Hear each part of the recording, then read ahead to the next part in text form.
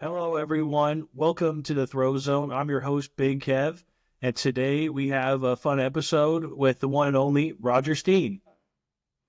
Hey, Kev, how's it going? Not too bad, Roger. Thanks for coming on the podcast. I'm super pumped you're able to make it on. I was just telling Roger at the Olympic trials, I let him borrow one of my shots. So I said that he's obligated to be on the podcast now so we could be equal. But yeah, Roger, you'd like to introduce yourself and we'll get rolling. Hey, Kev, yeah, thanks for having me on. And yeah, I'm fulfilling. It's not a bet per se, but fulfilling a request because Kev let me borrow a shot at the Olympic trials there. But yeah, no, I'm Roger Steen. Grew up in Wisconsin, small little town. Graduated with like 38 kids, so itty bitty. Went to a Division III school. Two-time national champ in the shot put, one-time team title, and been to 3 Olympic trials now. And best finish ever was 5th at USA's, and now 2 times on the world indoor team after this past weekend. Yeah, well, congratulations on that. I know, like, my friends and family were watching and we were rooting for you. Perfect. Thanks, But Jeff. yeah, so I guess we'll get going. So we'll take a quick moment to thank our sponsor here, Lincoln Mics.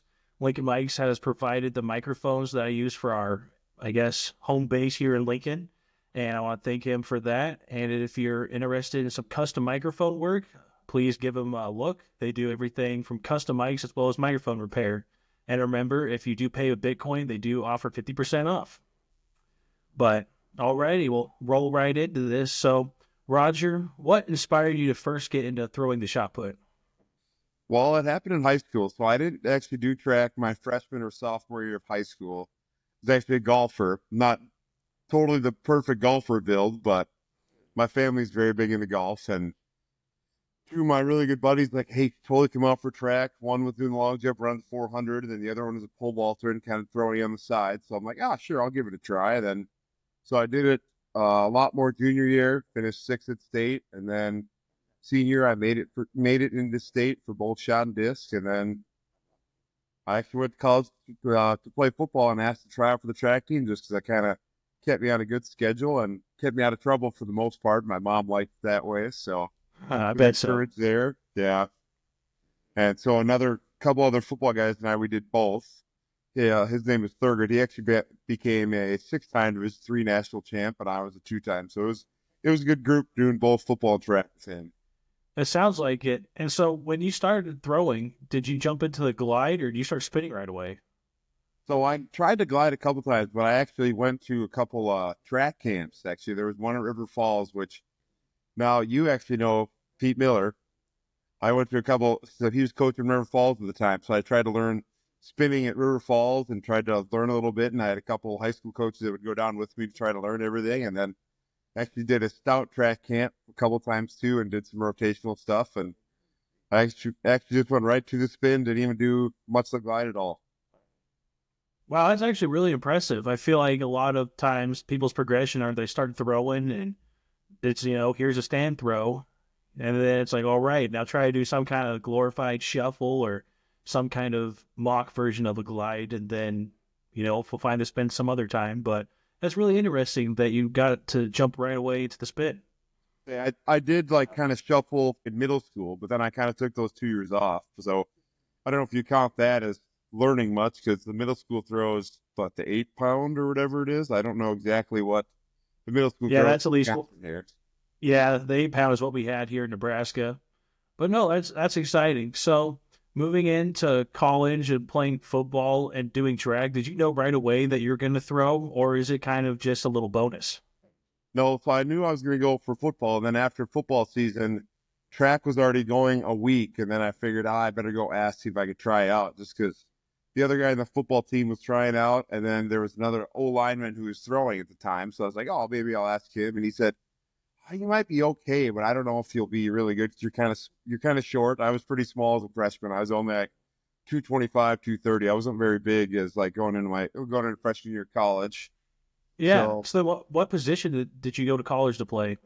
So defensive end, but then I got moved to nose tackle and I got bigger and I wasn't as fast off the edge. Nose. Yeah, my 1 year at football, that was my least favorite place to find myself. But unfortunately, you kind of just got to roll with the punches on that. But Like I say, that's where the big guys normally go, right in the trenches. They don't leave it. So yeah, I thought in my head I was going to be a tight end. I had pretty good hands for my basketball experience, but no, my limited football, they said, sick, you're big. Go here. yep, go Run right through there. these two guys and prevent this guy from moving forward. Okay, great. That's all you have to worry about. So, Yep. yeah. So, no, that's awesome, especially having a couple of buddies that you got to train with. And then moving into, I guess, overall freshman track season, how did that go for you? So my freshman year indoor, I think I threw like 1480. And I did my high school spin for like a little bit. Then my college coach was like, yeah, don't ever do that again, please. It looks horrible. So I was like, okay, I'll learn whatever I need to. And I had really kept really good upperclassmen. So there was, at the time, there was no sophomores and no juniors on the team. There was just 3 seniors and 2 freshmen for the guy throwers. So like they were all 3 All-Americans at the end of that year. So one in the shot, actually a glider, uh, um, Joel Lillick, and then 2, one national champ in the weight throw. The other one was an All-American in the weight throw at the same time, Tyler Genovese and Tony Seeger. So like it was a good group to learn from. And then like I started to get pretty good at the shot towards the end. They were 15, I think 15 low guys, but 2 of them glided, one of them spun. But the one who won the weight throw actually got second in the discus. Like they're very good guys to learn from. And then outdoor, I think I went 1570. So like it wasn't too bad for a freshman. And I actually threw farther in college freshman year than I did at any time in high school. So I think I went close to 52 feet, I think is 1570 around there. And I threw 51 feet one time in high school. Wow. And then going into your freshman year, about, I guess, freshman track season, do you have an idea of what your numbers in the weight room looked like at that time? Well, I got to add a little bit too. So like I went from 30 going into freshman year. I left freshman spring at 290. So I put on 60 pounds my freshman year, and my numbers in the weight room just jumped like crazy. So I think I did like 385 or 390 in the bench, 605 in the squats, and then I think 365 or 370 for the clean. So like it was, my Wow. numbers dramatically increased after like I put on a bunch of weight and like learned a bunch of technique stuff from the track program as well. Yeah. No, it's really impressive. I really enjoy getting to hear like everyone's numbers in the weight room as they first get started out. Like there's just so many crazy different combinations of people that have different results in terms of like example, our last episode, well, a few episodes ago when we had P Train, he talked about he could bench more than he could squat. And I feel like that was just very That's a unexpected. stupid strength that I still see Peyton do it now. I'm like, yeah, I could never do that. Like not even close. Yeah, it's just, and then you see a lot of guys, like I knew a kid in high school that he only benched 185, but he threw 197 in the discus as a junior. And just like, Yeah, all these little crazy correlations. I think it's really fun to share, especially with a lot of the content you see on social media these days saying you need to bench 300 pounds to throw the college shot put out of high school, and you need to squat 500. And I just think it's just fun to kind of see where everyone's at. yeah. As I say, there's a lot of different ways to get the shot put to go far. Like, I mean, Peyton's just a freak all around. I mean, he says he can't squat, but like, yeah, but you still can jump out of the gym if you need to do any of that stuff. Like, I can't jump very well. I'm pretty good body coordination and that stuff, but I'm not going to wowie on the 40 time or any of that stuff. So Yeah, but I've seen your Instagram. I've seen what you've squatted. yeah, that's my favorite thing. I'd much rather do that than go do a bench press workout. No, I feel like that's a very rare thing to see. I'm the same way. I bench press is I've always been like weaker in terms of upper body. Like growing up, push-ups are always hard. I was also just like a big kid. But even like now, just thinking about my push-up, that's still kind of scary. Like, whoa, can I get up from that? Am I just gonna stay down? And then as you have to remind yourself, oh, you could bench like 500 pounds. Why would you think about a push-up being hard? But no, I always think squats are probably my favorite lifts. And did you ever experiment with any of the other like squat variations, like Hatfield squats or just traditional like back squats? Yeah, so we do Hadfield squats in our program now. So actually, when I switched programs to do John Smith, so Kurt and I both did it together. And so we do Hatfields, but I was mostly doing high bar squats during college and the first couple years out. And then Kurt actually switched me to low bar because I kind of just hit plateau about 675, 685. Like I just really couldn't get that next step. Like I felt like my legs could have, but like just being so high on my back. Kurt moved it down for a low bar just to kind of take my back out of the equation, and it's kind of skyrocketed ever since. Hmm. Yeah, that's something I always wanted to try. I've always just naturally been a high bar squat, and I've never actually tried a Hatfield squat. That's on my bucket list of things to do at the YMCA sometime, my little for funsy training time. But Gotcha. yeah, but no, I guess we'll kind of move on from there. And so after a successful freshman year, uh, did you play football all throughout college, or did you Yeah, I stop to did. focus on I did track? all 4 years of football and all 4 years of track. Wow. How did your coaches get along in terms of knowing that you have to go to track practice in the spring and you're going to go, run people over in the fall and hopefully your ACL stay together? Yeah, so like I was the hardest like spring ball I would say was my freshman year. I wasn't very established yet, like kind of in the track department there. So like I was getting up, like doing the running in the morning, going to practice, then going to track practice, then going to like meetings and everything else. And after my sophomore year, they kind of like, all right, come to the meetings, come to a couple practices here and there. But then when you get to like major competing season, like don't worry about it. We'll know you'll be there in the fall. You know you're doing the work. Like so like they kind of were very gracious, like the football was with that, which was amazing for me. And then my track coach, like didn't really. It's like, yeah, just we'll see you after football's done. Like we'll do a little abbreviated lift to kind of like get you kind of prepped as much as we can for like kind of through like half part of November, then all of December, and then we're right back into competing season in January. So they Did were you very ever have cool. any injuries from just constantly having competition throughout the year? I had a couple like nagging things for a while, but like nothing, no major injuries. Like I mean, knock on wood, but like nothing too major. No surgeries in college, none of that stuff. Like there was bruising and like bone bruises and that stuff, but like nothing. Yeah, that just comes with playing. Yeah.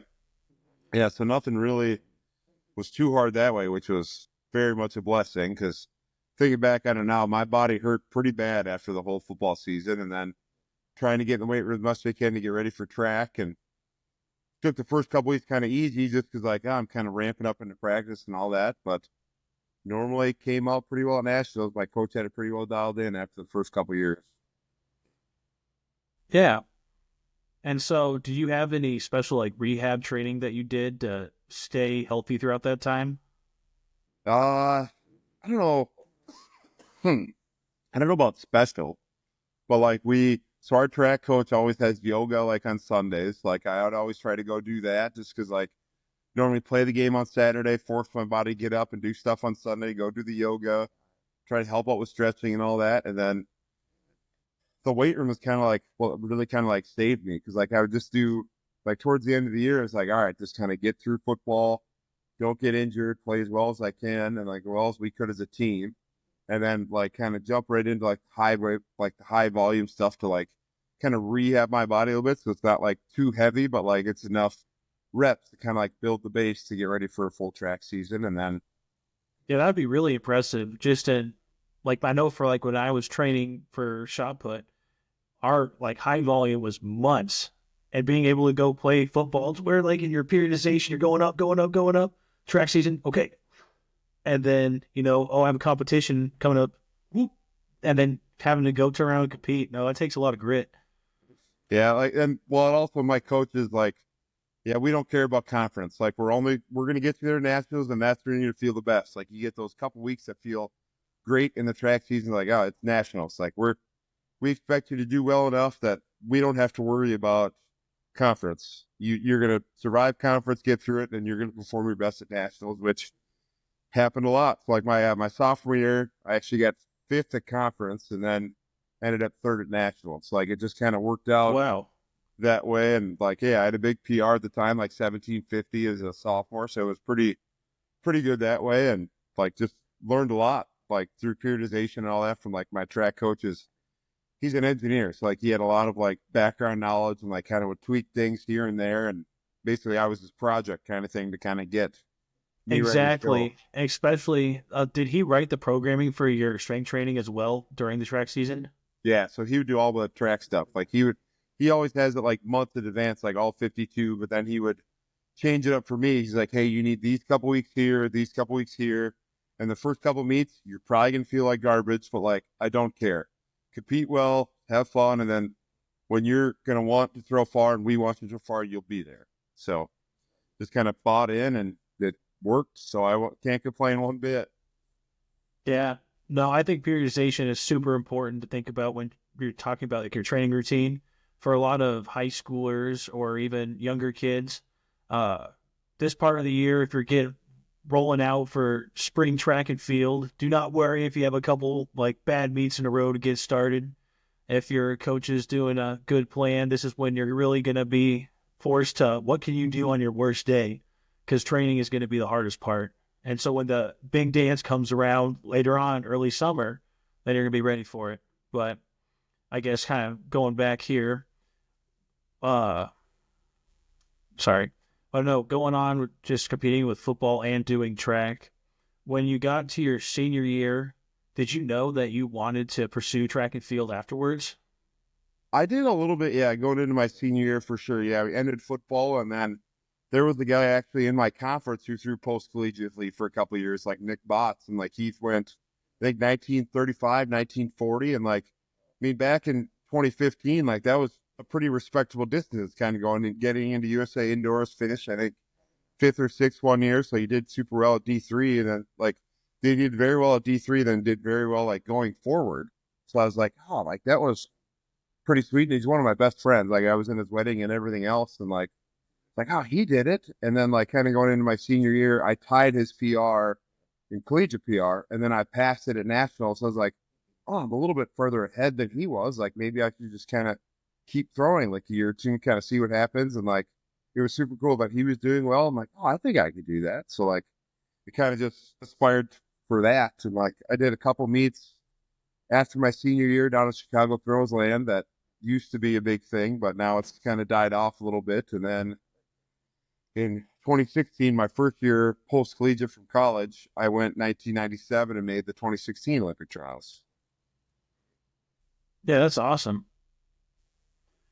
And as you're going through that process, what did you have an end goal in mind for where your like distance was going to be? Because throwing 22 meters is absolutely like an insane throw.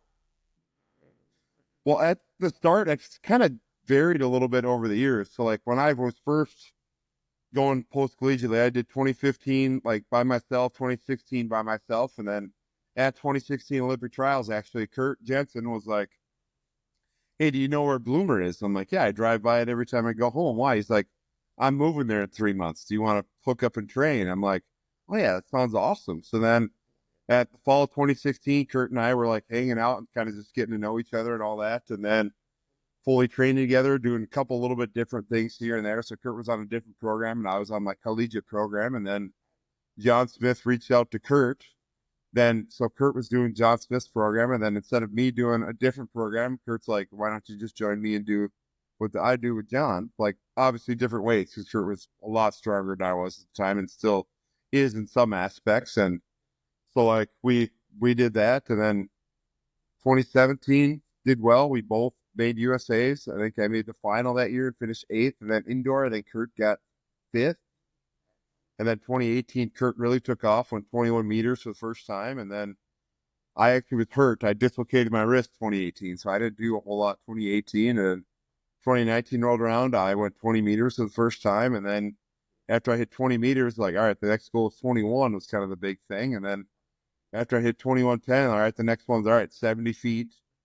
Then kind of move around, like, oh, I think I could hit 22 meters. And then kind of hit out of nowhere. Now I've been kind of backfilled in the last couple of years and had a PR a couple weeks ago, like indoor PR, 2190. So like, all right, I think 22 indoors would kind of be a thing. And then outdoors, maybe push 2250, 2260. Like it's be a fun time, but like, man, it's slowly going and the goals kind of just move. As soon as I achieve one thing, it's like, all right, what's the next one? You can't just have like the end goal in mind. I don't really have like an end goal, I would say. Yeah, and so when you're talking about goals, do you have any strategies on like working towards those goals? Like growing up, we always did like a SMART goal, where it's like the little like SMART, measurable, achievable, realistic, time bound, or any type of other strategies on just finding a way to know you're on track? Well, so we measure ball sets like during the week. So like during practice, we can measure a little bit, but like the side thing besides practice, like I always try to do like a little bit of yoga every day, get on a good walk, get in a good recovery. Like I just try to think like that 0.5% or that 1% better, like each day is kind of what I like put it as. Like, all right, the end goal is kind of far away, but like, all right, what can I do today to get me my one stepping stone better to like kind of the next step? Yeah. But no, on the topic of yoga, you mentioned it earlier. That was something that I got sucked into doing my freshman year. It was on Tuesday nights. They had a little routine for us after like dinner time. It was like 7 o'clock at night, and I got dragged in by my teammates. And I was very, frustrated. Like, who wants to do that? And that was when I was a bio major and had chem homework, labs, all this stuff. And I was mad I couldn't be working on that. And after I did it, I felt amazing afterwards. Like, it was crazy. Like, I could, after like a couple of weeks of doing that, I can put my palms to the floor, try to touch my toes. And I think yoga is just a crazy recovery tool that I think a lot more people should try to utilize. Oh yeah, like just it's just that little percent better flow. I can get a little bit more like stretch in my catch position, or just like have a little bit more like my right leg getting a little bit wider out and around my body to get more energy. Like just that little percent better. Like you never know what's going to be the thing, but yeah, like but just and then when I'm getting older, like recovery is just so big. So as much whatever it can do to like keep my body fresher from day to day and just do that is just awesome. Yeah. So with you being in Wisconsin, do you do any like the polar plunges or anything like that when it's really cold out? I've done a couple in the past and everything. Like actually, Kurt and I want to get a polar plunge eventually. But like right now, we don't have much going on. So like I'll either take a cold shower or try to hop in the ice bath at the university, like do that stuff. But nothing, like no cold plunges like I've signed up for lately. Yeah. No, it took me until my last year to really buy into the cold tub stuff. My freshman year, Berger and our teammate Nick Coghill, he was a senior when I was a freshman at Nebraska, brought me in as the freshman. We just finished a heavy squat day, made me take our little turmeric shot that the nutrition department made. So I was complaining about that most likely. And we got in there and we jumped into the ice tub, and I thought I was going to hyperventilate. It was not for me. I was really freaked out, and I was like, trying to catch my breath and super freaked out. And it took me until my fifth year when Max kind of just forced me to do it with him one day, and so that kind of got me hooked on him. But no, I think like between yoga, like just like the ice baths, I thought that was probably some of the best ways I would work on my recovery. Oh yeah, no, I was a big ice bath fan, and Kurt gives me guff all the time. Like I like pretty cold water, and Kurt's gotten a lot better with it. But he's like you just get used to it faster. I'm like yeah, I just like going. I like cold water. Like I like being in cold situations and all that. So Oh yeah, also helps being from the Midwest area. oh yeah, the Great No, White North. yeah, exactly. I guess being from Nebraska, it's not even as far north with all the snow and stuff like that. But I always felt being from the Midwest was a real advantage. I've seen a lot of those meets, like drink relays, for example. Every one I've ever been to, it's been pouring or freezing or No cold. sun except for the practice day. And then the day you try to compete, it's always rainy or always not the funnest and everything. Yeah, no, that's what my dad always talked about going to the Drake relays, about all these like parents he's talked to that had kids that went to Drake relays, talk about how sunny it is, and he always has to talk about he has to bring his umbrella and his raincoat. And no, but I feel like being from the Midwest, like you're prepared for those situations where we're just used to, oh, it's cold outside. Oh, it's 30 degrees. Awesome. T-shirt. Oh yeah, t-shirt weather, perfect. Yeah, no, that's how it's felt this week here. We had negative double digits in the weather last couple of weeks here, where it's been just miserable. Like I think university closed school one day for the cold or had a late start, and no, as soon as it hit 30 degrees, it felt hot, and then it bounced to 60. So it's been very warm. Yeah. Say it's been pretty warm the last couple of days. We hardly have any snow on the ground anymore right now. Yeah, so now it's just all that salt and junk on the road all over the place, and Yeah, and then like the the grass is soupy, super. Yeah. yeah, the soupy yard and everything. And my lab down here loves the water, so like he was just covered in mud the last couple of days. I've had to go through a bunch of towels and everything else. So Yeah, that's not a fun time. Yeah, but Roger, we talked about a couple episodes recently about interests and hobbies outside of throwing. What do you do in your free time when you're not lifting or throwing or doing yoga?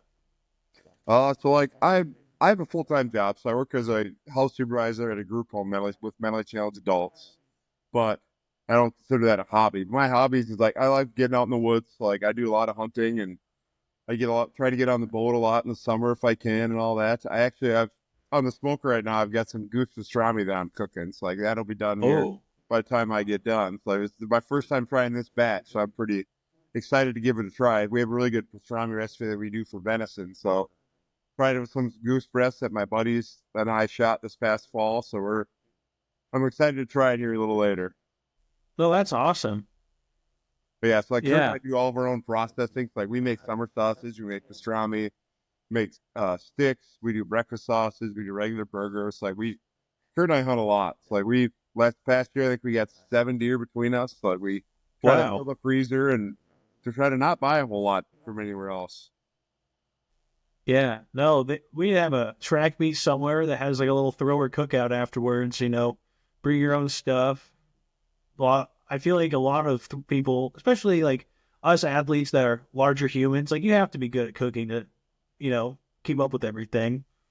Oh yeah, that's for sure. Like when Kurt and I do our big list on Sunday, normally, especially in the summer, we'll normally cook out. So we'll either have some ribs going, some venison roast going, or like a pork butt or anything kind of like that. And then as soon as you get done, you can go right into that and get instant protein right off the smoker. So it's kind of hard to beat. And that might be the greatest idea I've ever heard. Smokehouse Sunday at the Jensen Iron Jungle up in Bloomer. If anybody's around, come on and visit. Dang, I don't know how far away that is from Lincoln, Nebraska, but I do have snow tires, so I can make it there. Very true. Well, that and Peyton wants me to go down and get training. So does Marge down there. I'm like, I maybe I should get down there once or twice. We'll see. But I don't think I could stay with Peyton. His reptile room freaks me out a little bit. I'm not the huge reptile guy. No, yeah, Peyton's reptile room's kind of scary. His dog's super cute, fluffy though.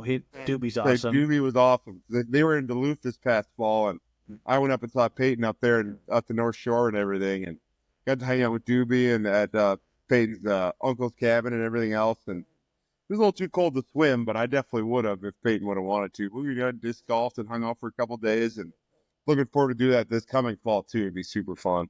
Yeah, no, it's kind of funny you mentioned that. My fiance and I actually went with Max to the cabin this fall. Oh, So yeah, my fiance just found out about the North Shore about a year and a half ago now, where it was on how our list of pretty it is and places. everything else. Yes. And so we went in the summer, stayed at Airbnb, and the water was really cold and it was really nice. The air is probably some of the freshest air you could find. But the only problem is I'm an absolute magnet to mosquitoes. I well, I don't think I could have been bitten more if I tried. that's why you got to And go in the fall because when all the yes, colors so change, there's no bugs. yes, so we went in the fall, 1 million times better. It was great. I really fell in love with that area. That's definitely somewhere I would probably have to come back to on a yearly basis. Say very true. Yeah, 'cause it's only about 2 hours from my hometown. So like I live in a little town north of Eau Claire, but it's about 3 hour drive from like where I live now in Bloomer. So Oh, that's not too bad. no, not at all. Yeah. Oh, but Roger, I meant to ask earlier. So you talked about that you also have a full-time job in addition to training. How are you able to balance both of those things? I feel like a lot of kids that are in the position of just graduated and looking to continue on their athletic career while having to work another job in order to not everyone get sponsored right away. Mhm. How are you able to just balance like the workload of everything? Well, my bosses are great, and then my job is not like the most physical demanding. There's a couple physical things here and there, like if a guy's freaking out or like we got to move like a couches or furniture, that stuff for moves and residents in and all that stuff. But it's perfect. Like it's 7 to 3, then I practice normally from 4 to 8, and then kind of just go back and relax and go to sleep, and don't really have to do a whole lot to that. And my bosses are super supportive of like what I'm doing, and it's mostly males at our facilities, so like we kind of have to be a little bit bigger, and yeah, it's just got to be disciplined and kind of pick your battles. Like I have a little bit more free time at work, so I can do yoga at work. I can do like a lot of like rehab stuff. Cause like after we get most all the work done, there's some slower time, like after we get residents to and from work and all that. But that's kind of got to find what works best for you. And this has been honestly the perfect thing, because there's always all those bills are getting paid. Like I get to go track for fun, not just like, oh, I need to do well here to pay the bills. Like track gets to be super fun when I don't have to worry about the bills aspect of everything. Yeah, like one of those, hey, I have 2 fouls right now. If I foul this third throw, I'm not eating lunch next week. Yeah. Yeah. So like Yeah. it's nice having that, because like, oh, my bills are paid. I get to go enjoy my whole time with my friends and everything, like at the track meet. Like this is like what I choose to do, not like what I live and die on. So like it's always like, it's been great, because then I also not pounding my head against the wall. Oh, what I have to change my technique, or like, oh, I better save some money here on this so I can do this. Like and like everybody used to do that back in the day. Like has changed for sure, just because everything's going up in price and just getting ridiculous that way. But like I get to eat here at work, so like that's 2 meals, breakfast and lunch, that I don't have to pay for, because I'm already making food for my residents. So like my boss is like, yeah, make whatever you want. So like I make a lot of Yeah. good whole food, and like it gives me back. And then like I like it, like it feels like I'm really giving back. So my residents are mentally challenged, like trying to help them with different tasks and like kind of help them go throughout life, and like make them most feel like as enriched as I possibly can. So like that's also a fun thing to do. That's awesome. No, I was just about to ask. You mentioned you got free breakfast and free lunch in terms of with your like interested cooking and all that. Do you do any meal prepping, or how do you prepare for just all your meals for fitting in between work and throwing and lifting?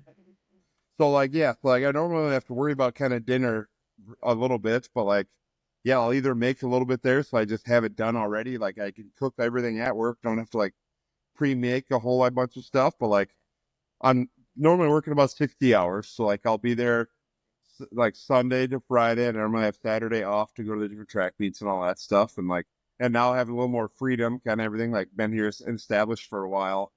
I do most of the shopping list too. So like I kind of like, oh, I want like we'll do pasta this week, or we're gonna do chicken and rice, like all that. So like it's nice that way, because they're getting very good and healthy meals, and then I'm getting as much as I can like eat and everything else. So it's perfect for Yeah, everyone all of wins. that. Yep. And then when you're looking at what you eat, are you very precautious about eating a certain type of diet or tracking certain things about your meals, or well, what does that process look like? I don't track a whole lot, like because I'm normally just trying to like maintain. I try to not eat as much breakfast, so like sometimes skip breakfast to have like a big lunch and a big dinner, just kind of just fast myself throughout the whole morning and everything.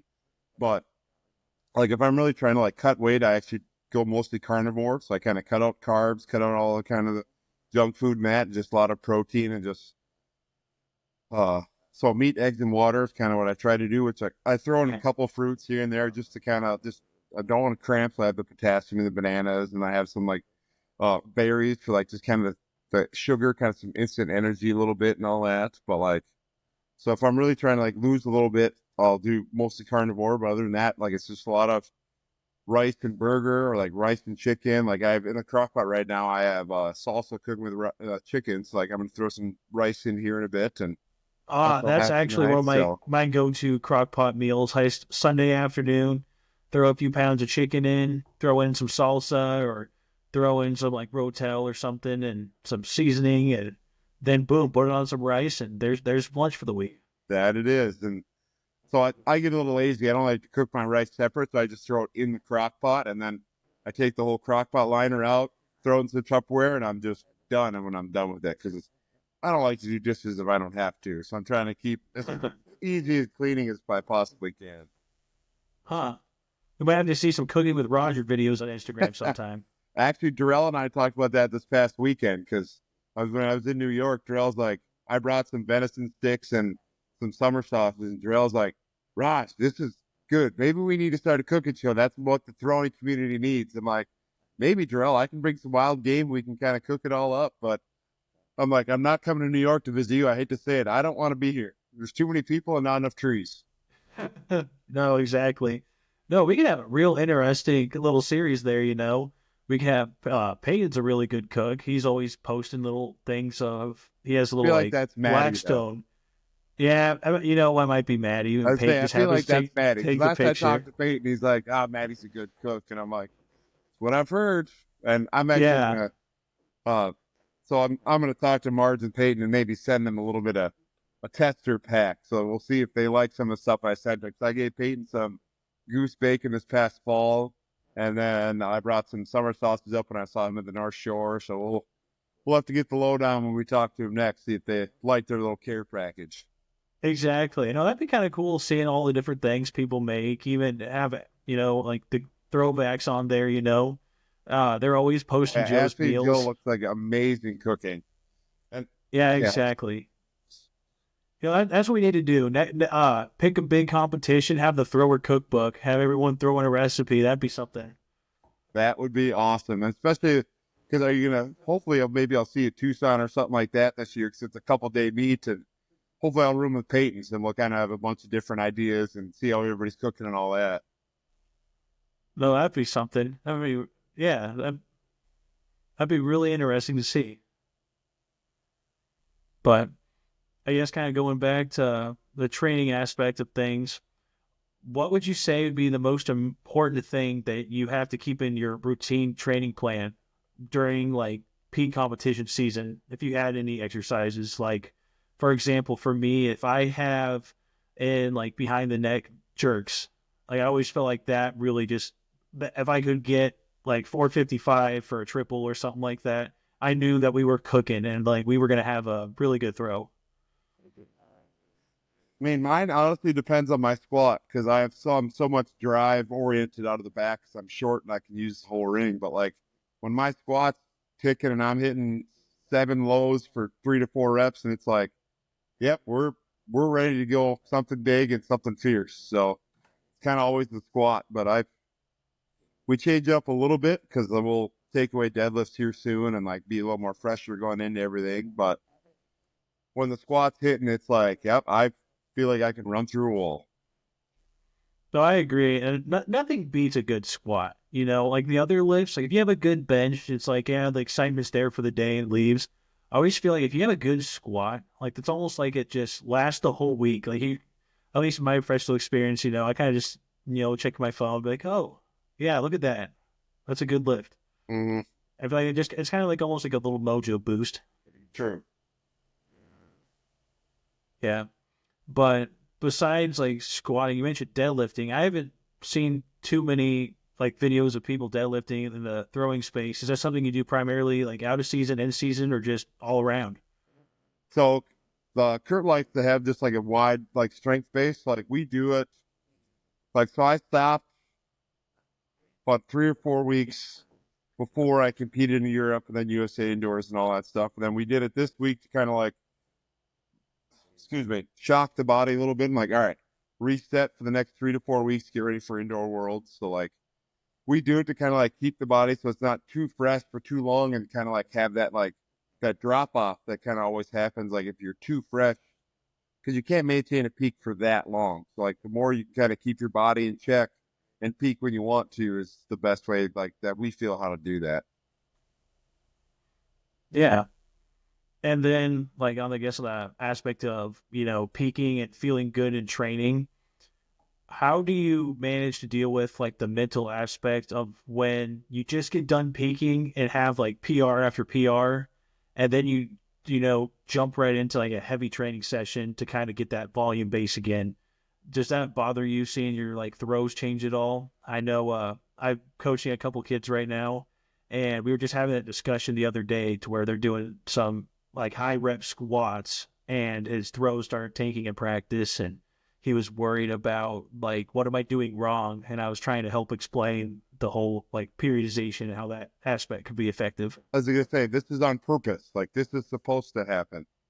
But like, I mean, it definitely takes a little bit, but it's something you learn. Because like, as soon as the weight room goes up, it's like, oh, I know throwing is going to go down for sure, like distance wise and all that. But like, that's when you really build connection, because you work on, like, you do a lot more work in that 70 to like 80% range, and like dial in what you're working on your technique, dial in what you're like really focusing on, like either turning your hips to the front or getting everything all turned and like really pulling the ball like throughout into the sector. But like, that's when stuff gets worked on and like it's really defined like when you're trying to peak. But like, we kind of keep it like that, as when you're like, so we do a lot of non-reverses, especially like kind of when we transition back to that, like the heavy volume in the weight room.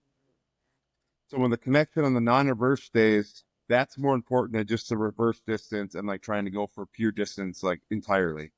If you're having the good connection with the non-reverse, it's going to be paid due diligence. But like I said earlier, you have to just, it's something you learn to compensate like throughout your training. Because our younger kids now are like, it's not going far. I'm like, well, it's okay. Like, that's part of this whole thing. Like, you're in the high rep scheme. We're going to dial it back when we need to throw far. But like right now, we just need you to get a ton of reps, and you're doing so much learning that you don't know what the next step is. And they kind of get a little flustered, and they kind of have to get talked off the ledge a little bit. No, I agree. I feel like that's something that hopefully just with more people like yourself speaking at your level of talking about, you're going to have a drop off in that aspect of that part of your periodization cycle. Just with so many high school kids that even like middle school, it's hard to, with social media as prominent as it is, being able to look and see someone throw really far and you're knowing like you're not throwing very far because of how training's going. I feel like that could be pretty tough on some kids. Yeah, that's the other thing. Try to stay off that as much as you can. Like, it's great to learn some things, but you only see the ups. Hardly anybody posts when they're down in here and they're like, man, today was a rough day. I took one reverse because like the reverses were not feeling well, and I did 98% of non-reverses and wasn't for distance. And it's just you have to learn it and kind of go through it to like understand, all right, this is the valley, and we're going to be going up here out of this soon. But like, you got to enjoy the valley, and that's why having a good team and a good group around to like, suffering together is so much better than suffering by yourself. Exactly. And then the aspect of having a team or people to work with, how much has that impacted you? That's been something we've covered on a previous episode, talking about just having people to train with and motivate and drive you for success. It is the best thing. So like, Kurt and I threw together for 5.5 years. So Kurt threw until 2021, and then he had a hurt quad for a while, a hurt Achilles tendon. He had a lot of just kind of injuries that kind of just piled up a little bit, which cut his career a little bit short, and he did what he wanted to accomplish. So he chose to take a step back to coach me, to coach some of our kids, because we have some great kids right now that we're super excited for here in the next couple of weeks with them going to nationals and all that. And but just having people there that like, they now have fully like gone through the program for 3 to 4 years. They know what to expect, and like, and the best thing like that I can do is like, oh, I'm gonna help coach them, and then when I can ask them a question like, hey, am I doing this in the circle? Am I doing this? So like, teaching them is great, but then kind of empowering them like, hey, I'm working on this today. Can you look at this for me? And like, give them like, hey, this is what I'm trying to work on, trying to teach them to like, oh, this is what I'm looking at. Can you look at that in my throw and see if it's going well or going bad, or like what I should be doing next? Yeah, that's called being a student of the sport. I feel like even there's been times where we've had little camps in Nebraska and we've gotten to go out and like help coach and trying to explain to kids like little things about like, oh, getting your foot turned before you can get your upper body to square up to finish the throw, and just kind of like explaining and working out. I know that always helped me just kind of think about the like, wow, it really is this simple to do. Just kind of talking it through and hearing it different ways. I always felt like just coaching was very impactful for me on improving my little technical gains at that point. Well, that, and then it puts your throw in a different perspective, because then you're like, oh, I probably should think about that a little bit on this next, when I practice next, or like, oh, I kind of forgot that like cue that I was working on, or like that focus of this throw. Like, oh, I should maybe bring that back and try that the next time. And looking at somebody else's throw, trying to help them, you're not just kind of tunnel vision on your throw, like having it being wide and open about it. It's like, oh, I should maybe think about this next time. Or like they tell me that, oh, I didn't do this well on this throw. And doing that is just so awesome. And then just Kurt being there as much as he can, man, taking time away from his family and everything else. But I love hanging out with his little one and his wife and all that. But him being there and kind of being like kind of my eyes and everything, like, hey, what do I need to do? Give me the things. I'll do it when you're not here. It doesn't matter. But like, I'll just go back and look at the videos with him and kind of go through it and just kind of learn, having those kind of the above eyes and kind of the focus on like the ending goal. And I only got to worry about this practice. Like just having that vision and just kind of trusting the process is huge for anybody at any age, either high school, college, anything. Like as long as you have that trust in your coach and your trust in the program, like that's the biggest thing. You get the buy-in, this kids start taking off and doing amazing things. Yeah. And then one thing that you've kind of mentioned a few different times, a few different ways throughout this episode that I thought really stood out to me is a lot of your success or even enjoyment in the throws all came down to just the people around you. And the whole, like, throwers are awesome people, and being able to just be with some cool people, and like the sport's fun because, everyone's involved. You're doing it with your friends. And I feel like that's something that a lot of people kind of shared that same sort of memory or vision of what inspired them to throw in the first place. That's very true, because we're all, like, even at the professional stage, we're all in the same boat. There's not a ton of money going around. It's not like the sprints or the distance and everything else that they have a lot of different opportunities. Like it's everybody going from place to place, everybody trying to make a name for themselves, and everybody's really trying to fight over the same kind of loaf of bread and trying to get their own little slice.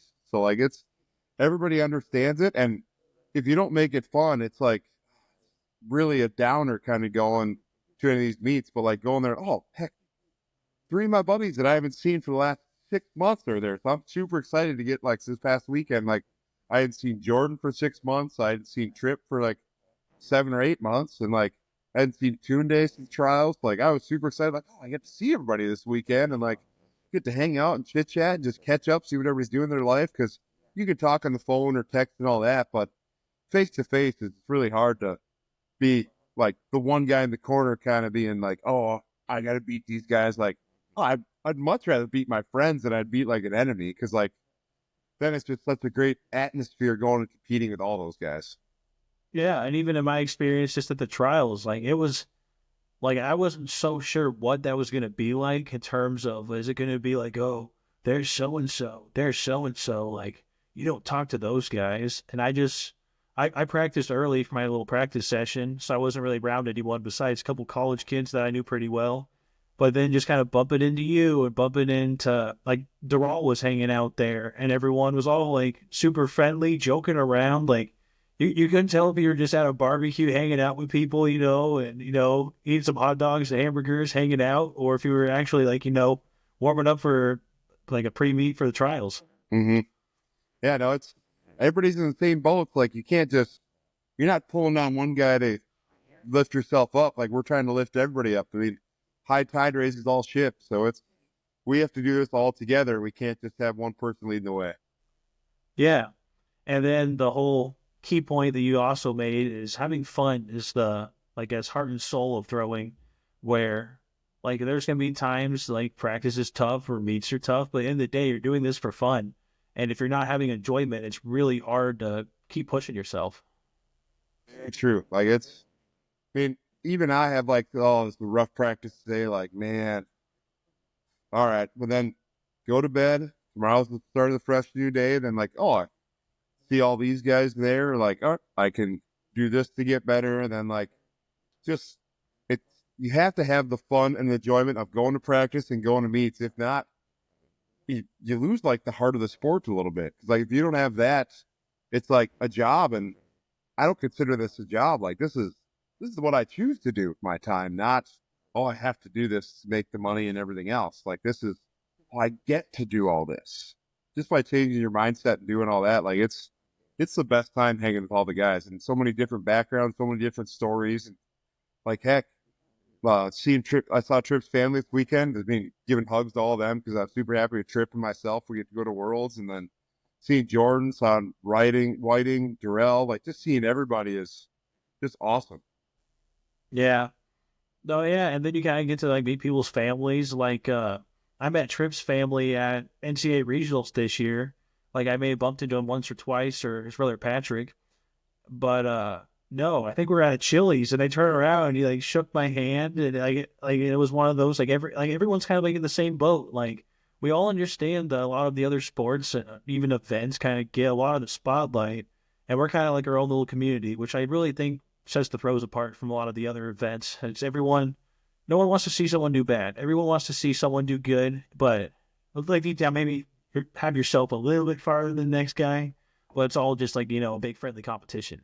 Yeah, and then speaking of like the throws group, that's like, it's not even just like the shot itself. Like, I was pumped to see DIII, Rudy, Alex, like, and then Brooke and that, like, all of them were there, and it was like, oh, I get to see all of them. Like, I haven't seen Even them the since, javelin throwers. yeah, and then even Marge and all of her gals in the jab throwers group there for sure. No, like, it was, and then you only see discus outside, so you don't see them a super ton besides when you're going to different outdoor meets. And like, just the throws group in a whole is just it's such a great community. It's awesome. And it's really hard to like go away from that because, like, oh, I get to go see everybody this weekend. And then when you're at a meet, just feel like, oh, I didn't go talk to so-and-so because I talked to 37 other people that I wanted to talk to. And I just didn't get like the last 7 or 8 that I wanted, like, kind of had like on my mental list. Like, oh, I got to go talk to everybody and see how everybody's doing and everything, all that stuff. Yeah, that was actually my favorite part of the NCAA regional meet was that the shot put was typically like the first day, and by the time Saturday when the girls were finishing up discus, like everyone is just hanging out, everyone's heading home afterwards. It was almost like a little social event. You kind of just walk around and see people you haven't seen in a while, and I almost missed the bus home, which that would have been a very long walk home from Fayetteville to Lincoln. I would say So very true. That's a long walk. yeah, I wouldn't want to do that. No. But I guess moving forward, just kind of start wrapping things up here. When looking back at your career, is there any advice that you would have gave yourself? As in, like, now for like a 2018, 2019 kind of Roger? Is that what you Yeah, can like ask when you feel like you were just starting to really dial into your training and starting to see that like you're gonna have like a lot of success in the sport. And if there was any like rough moments, like something that you would tell yourself now about you would do differently or how you would approach something. I mean, I always thought I was like a fanatic of the sport, but I kind of wish I was more of a student of sport when I was younger. So, like, when, for example, Kurt knew the top 10 list and probably even up to the top like 25 lists of all time in the throwing history. Like, and he's like, oh, I've seen every video on YouTube. I've seen all this. I've seen all that. I'm like, oh, I've definitely seen some of that, but like, I never like took it to memory. I'm like, oh, what should I pick out in this throw?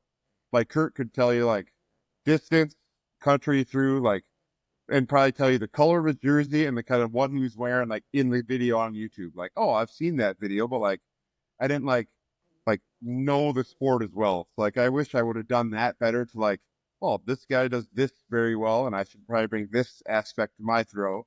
Like, that's, I kind of wish I would have done like more student of it when I was younger. No, that's actually hilarious that you say about like what color shirt he was wearing.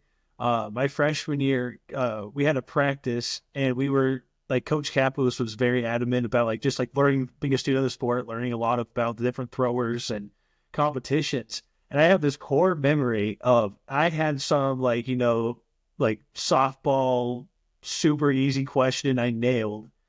And my roommate, Dick, he was in my class, he threw shot put with me, was asked, what was the shirt Randy Barnes wore when he set the world record? And I was so pumped that I did not have that question because I did not know the answer. And I think Nick had to run for that or he had to do something that wasn't fun.